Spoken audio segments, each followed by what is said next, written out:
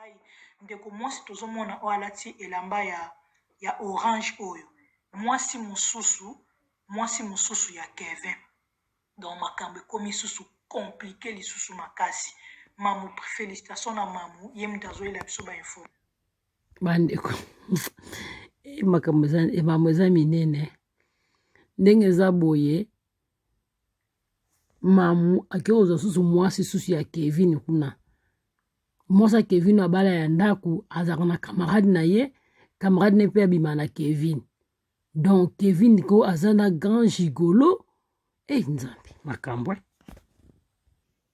baombele bambanda ye mwasi ya Kevin abala sana suka mesh oyo mbanda ya ye abima na Kevin me baba camarade ye pa yini bafoto la sa muninga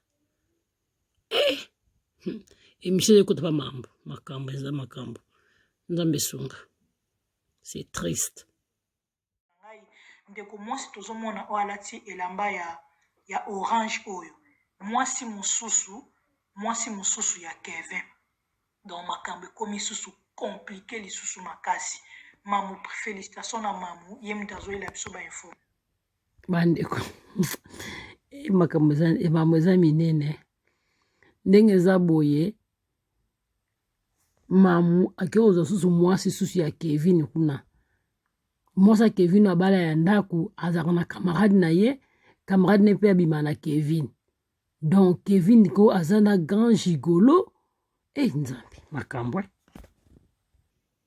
baombele bambanda ye mwasi ya Kevin abala sana suka mesh oyo mbanda ya ye abima na Kevin me baba camarade ye pa yini bafoto la sa muninga emission ekota pa makambo eza makambo nzambe sunga c'est triste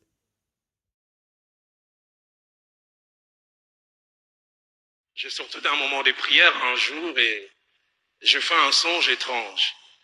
Ça fait 2 fois que j'ai vu Rachel Aksa et ce jour-là je la voyais voulant porter une paire de chaussures mais qui n'était pas sa pointure. On l'a déconseillé, mais elle insistait, elle tenait à porter cette paire de chaussures parce que ça brillait. Et puis quand elle a porté, elle s'est mise à marcher, le boîtier. Et les gens commençaient à rigoler, et puis ça n'a pas tenu, elle a jeté la paire de chaussures. J'ai vu ça une nuit, et j'ai par mon assistant demandé si elle pouvait demander à Rachel Aksa de me voir. Et j'ai toujours été touché parce que ce jour-là, elle voyageait le soir. Elle prenait l'avion, je pense, entre 21h et 22h pour l'Afrique du Sud. Mais aux alentours de 4h de l'après-midi, 16h, elle est passée au bureau. Rachel Aksa, tu peux te souvenir, ça ne m'est pas arrivé souvent, je ne suis pas un émotif primaire. Mais je t'ai parlé en pleurant. Je te disais, ne porte pas cette paire de chaussures. Je lui ai dit, tu as une belle paire de chaussures qu'il a préparée pour toi. Et si tu la portes, tu verras ce que Dieu peut faire.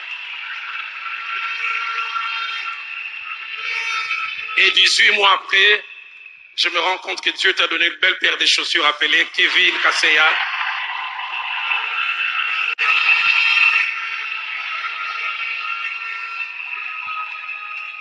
Kevin, pour moi, tu étais d'abord une voix. Rachel m'a parlé de toi, on en parlait au téléphone.